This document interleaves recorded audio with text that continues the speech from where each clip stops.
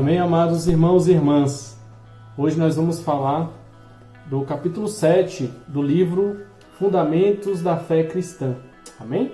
Esse capítulo ele fala da primeira parte do plano de Deus, né? É o plano de Deus 1.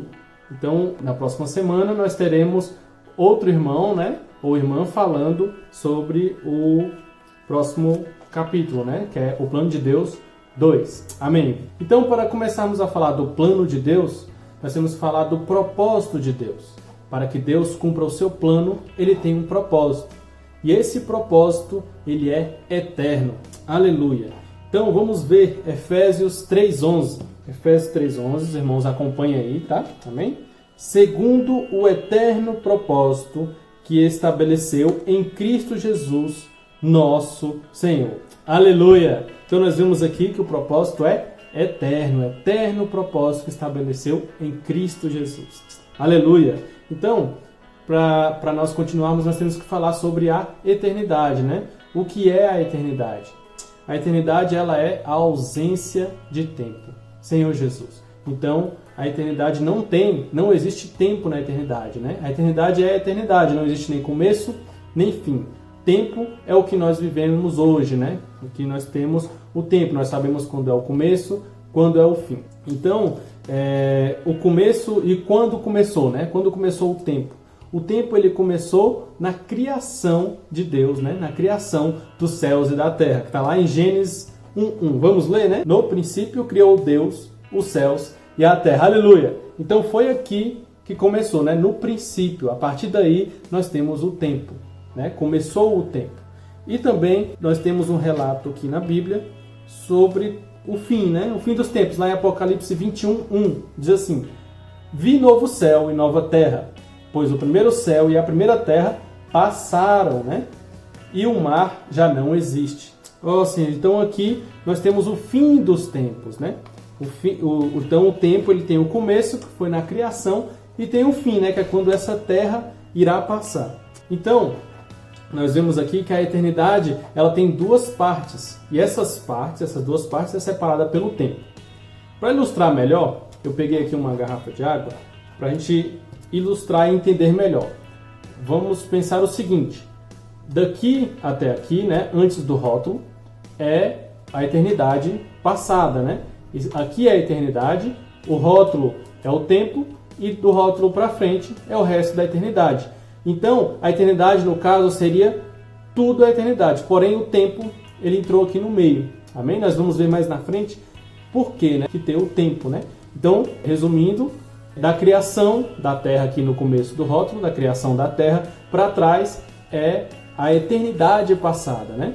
Então, aqui nós temos o tempo, que é o rótulo, e após o rótulo, que é quando acabou a terra, né? O fim da terra, é a eternidade futura. Espero que os irmãos tenham conseguido compreender. Então, vamos falar um pouco mais sobre o tempo. O tempo é onde o propósito de Deus é cumprido. Aleluia! O propósito de Deus é eterno, porém, ele se cumpre no tempo. É engraçado, né? Mas é por isso que existe o tempo, para cumprir o propósito de Deus. Então, Deus tem uma vontade. Vamos ver em Efésios 1:9, né, sobre a vontade de Deus. Desvendando-nos o mistério da sua vontade. Aleluia. Então, vemos aqui que Deus tem uma vontade.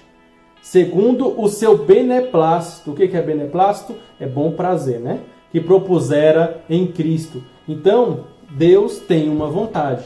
Essa vontade, ela foi concebida na eternidade passada. Lembra que na garrafa, né? Que é o tempo. A eternidade passada é o que está atrás do tempo, né? Antes do tempo, antes da criação do mundo. Aqui é a eternidade passada. Então, aqui na eternidade passada, em um dado momento, Deus teve uma vontade. No caso, ele tem essa vontade, né? Então, para que essa vontade fosse cumprida, ele criou os céus e a terra, ou seja, ele criou o tempo para cumprir essa vontade. Então, a vontade de Deus ela é cumprida no tempo. Aleluia! Então, para que a vontade de Deus seja cumprida nesse tempo, tem alguns passos que devem ser cumpridos, né? Deus criou 3 passos, né? O primeiro passo foi quando Deus concluiu a criação dos céus e da terra. A partir da criação dos céus e da terra já era para que o plano de Deus se cumprisse. Então Deus já está executando esse plano. Aleluia! Então, após a criação dos céus e da terra, tivemos a morte do nosso Senhor Jesus Cristo. Por quê? Porque o homem caiu, né? Por causa da queda do homem, né? Em consequência da queda do homem, Cristo foi morto. Oh, Senhor Jesus, está lá em Apocalipse 13, 8. E também Deus preparou um reino para nós. Aleluia! Deus preparou um reino para nós. Essa é a terceira etapa, que está lá em Mateus 25, 34. Ou seja, no tempo, Deus conseguiu fazer isso tudo, né? Está fazendo, né? No caso. Ele criou tudo, né? Cristo morreu por nós, né? Se rendeu por nós, houve a redenção através de Cristo, e pela redenção veio a salvação e a vida eterna. E também preparou o seu reino. Aleluia! Então, nós vimos que Deus tem uma vontade, né? Tem uma vontade. E qual é essa vontade, né? Qual é a vontade de Deus? A vontade de Deus é que tudo seja encabeçado por Cristo. Amém! Isso também está no que nós já lemos, né? Efésios 1:9. Vou ler de novo. Desvendando-nos o mistério da sua vontade, segundo o seu beneplácito, que propusera em Cristo. Amém! Esse propuser em Cristo, nós podemos colocar de uma melhor forma, né? Traduzir de uma melhor forma sobre como que Cristo tem que ser o cabeça, né? Propuser em Cristo. Então, Cristo irá encabeçar. Aleluia! Então, essa é a vontade de Deus, que Cristo encabece todas as coisas. Então, se essa é a vontade de Deus e ainda não foi cumprida, podemos dizer que o mundo hoje não tem cabeça, né? Podemos ver que o mundo está um caos, né? O universo hoje está um caos. Por quê? Porque não existe uma cabeça, né? Está no reino de Satanás, né? Ainda não está encabeçado por Cristo. Aleluia. Mas um dia, porém, Cristo irá encabeçar. Cristo irá encabeçar todo o universo. Aleluia. Deus derrotará todos os inimigos e fará com que todo o universo seja encabeçado por Cristo. Amém. Então, tudo expressará o Senhor Jesus, né? Em toda a eternidade. Aqui no tempo, né? No tempo, tudo será encabeçado por Cristo e não vai existir mais tempo. Tudo vai ser eternidade e tudo encabeçado por Jesus Cristo. Aleluia. Essa é a vontade de Deus. Amém. Guarde isso daí, hein? Essa é a vontade de Deus, que Cristo encabece tudo. Oh, Senhor Jesus. Nós podemos ver também neste capítulo que Cristo também, Deus tem um mistério. Oh, Senhor, Deus tem um mistério. E eu vou revelar ele para você agora. Qual é o mistério de Deus, né? O mistério de Deus é Cristo. Oh, Senhor Jesus. Eu vou te provar isso em Colossenses 2, de 1 a 2. Gostaria, pois, que soubesseis quão grande luta venho mantendo por vós, pelos laodicenses, e por quantos não me viram face a face. Isso é Paulo falando, né? O quanto ele estava lutando. Para quê? Para que o coração deles seja confortado e vinculado juntamente em amor. E eles tenham toda a riqueza da forte convicção do entendimento. Amém! Para compreenderem plenamente o mistério de Deus, Cristo. Amém! Então está aqui, o mistério de Deus é Cristo. Aleluia! O mistério de Deus é Cristo. Este é o centro da vontade de Deus. O centro da vontade de Deus é Cristo, né? Oh, Senhor Jesus. Vamos ver também Efésios 3, né? Efésios 3:6. Efésios 3:6 diz o seguinte: a saber, que os gentios são co-herdeiros, membros do mesmo corpo e co-participantes da promessa em Cristo Jesus por meio do Evangelho. Então nós vemos aqui que nós também somos co-herdeiros de Cristo, né? E para ser um co-herdeiro, ou seja, herdar a herança de Cristo, para isso você tem que ser um filho. Ou seja, o co-herdeiro é ser filho. Então somos filhos de Deus. Isso também faz parte da vontade de Deus, né? Oh, Senhor Jesus. Então nós vimos que a vontade de Deus é que Cristo encabece tudo, né? Que é o mistério de Deus, que é Cristo. E a vontade de Deus, então, tem dois aspectos, né? O primeiro aspecto é que Cristo encabece todas as coisas. E o segundo aspecto da vontade de Deus é que os homens sejam seus filhos, que os homens se tornem filhos co-herdeiros, né? Ou seja, filhos que expressem a Cristo, né? Que é o primeiro filho, né? Então o Senhor fala que nós temos que ser igual a Jesus, que é o primeiro filho. O Senhor Jesus veio, ou seja, ele é co-herdeiro, né? Ele é o principal herdeiro, e nós somos co-herdeiros com Cristo. Ó Senhor Jesus, amém. Deus escolheu homens antes da criação do mundo para isso. Então, você foi escolhido antes da fundação do mundo. Você que faz parte do plano de Deus. Então, vamos ver isso lá em Efésios 1, de 4 a 5. Efésios 1, de 4 a 5. Diz assim: assim como nos escolheu nele, antes da fundação do mundo, para sermos santos e irrepreensíveis perante ele e em amor, nos predestinou para ele, para a adoção de filhos, ou seja, para a filiação, né?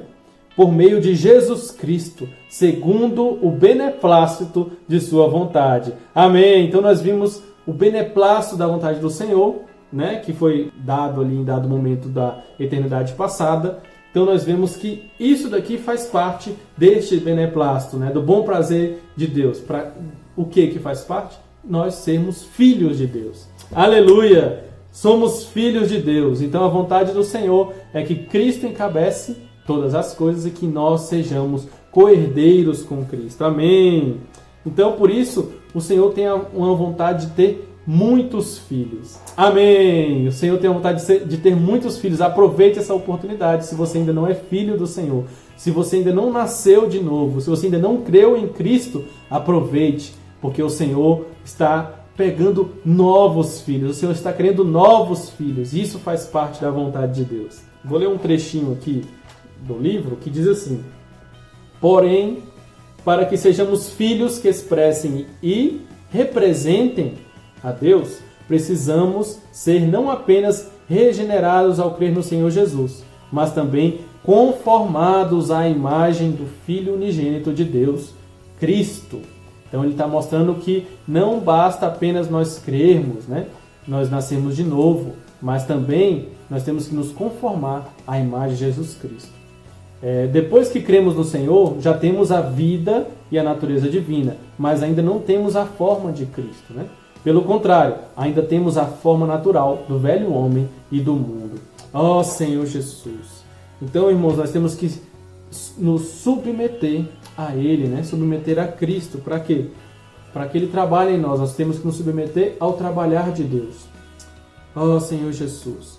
Então vamos ver Romanos 8:28, que diz assim: sabemos que todas as coisas cooperam para o bem daqueles que amam a Deus, daqueles que são chamados segundo o seu propósito. Amém! Tudo coopera, irmãos. Mas nós vimos aqui qual é o plano de Deus. Tudo coopera para o quê? Para o bem daqueles que amam a Deus. E qual é o bem? Qual é o bem para aqueles que amam a Deus? É a vontade de Deus. O bem é você estar dentro da vontade de Deus. Então, irmãos, não confundam, não é esse bem. O bem eu vou fazer o bem, vou amar a Deus porque eu vou ganhar muito dinheiro, né? Porque eu vou ter uma bela família, uma saúde. Ó Senhor Jesus! Não, o bem aqui que o Senhor fala é cumprir a vontade dele, né? Então, as coisas vão acontecer para que a vontade de Deus seja cumprida. Qual é a vontade de Deus, que nós já falamos? É que nós sejamos filhos que expressam a Cristo. Expressar a Cristo, nós temos que ser transformados, porque nós ainda estamos na velha, né? No velho homem, né? Nosso velho homem tem que ser transformado. Então, tudo coopera para a nossa transformação. Ó Senhor Jesus, isso faz parte do plano de Deus, né? Então, Deus usa todas as coisas para esse fim. Então, tudo que acontece ao seu redor, ao meu redor, tudo que acontece na minha vida, na sua vida, é para quê? Para transformação, né? Para expressar a Cristo. Tudo tem esse fim, né? Por isso que muitas vezes nós vemos que as situações não estão sob o nosso controle, certo? Não estão sob o nosso controle. As coisas acontecem, até muitas vezes ficamos desanimados. Mas nós temos que, o quê? Nos submeter ao Senhor. Por quê? Porque quando nos submetemos ao Senhor, tudo coopera para o bem. para o bem daqueles que amam a Deus. O meu bem é fazer a vontade de Deus. O meu bem é reinar com Cristo. E para reinar com Cristo eu tenho que ser co-herdeiro com Ele. Aleluia, Senhor, muito obrigado, Senhor, por todas as circunstâncias, por tudo o que acontece em minha vida, Senhor. Oh, Senhor, porque está cooperando para o meu bem, que é reinar contigo. Oh, Senhor Jesus, muito obrigado, Pai. Amém. Então, irmãos, para terminar, vou ler aqui a página 58, amém? Do livro, que diz assim, Romanos 12, 1, 2 diz: Rogo-vos, pois, irmãos, pelas misericórdias de Deus, que apresenteis o vosso corpo por sacrifício vivo, santo e agradável a Deus, que é o vosso culto racional. E não vos conformeis com este século, mas transformai-vos pela renovação da vossa mente, para que experimenteis qual seja a boa, agradável e perfeita vontade de Deus. Uma vez que nos consagramos ao Senhor e permitimos que Ele renove nossa mente e trabalhe em nós, já não nos conformamos com este século. E assim podemos experimentar sua boa, agradável e perfeita vontade. Aleluia! Então, irmãos, não vos conformeis com este século. Porque quando você está se conformando com este século, com as coisas, com o caos que acontece nesse mundo, você está sem cabeça, você não está sendo cabeçado, você não está sendo filho de Deus. Ou seja, todas essas opções que eu falei não é da vontade de Deus. Então, irmãos, que não nos conformemos com este século para cumprir a vontade do nosso Deus. Amém? Então, Jesus é o Senhor. Que a graça e a paz do nosso Senhor Jesus Cristo seja com a sua casa e com a sua família. Amém!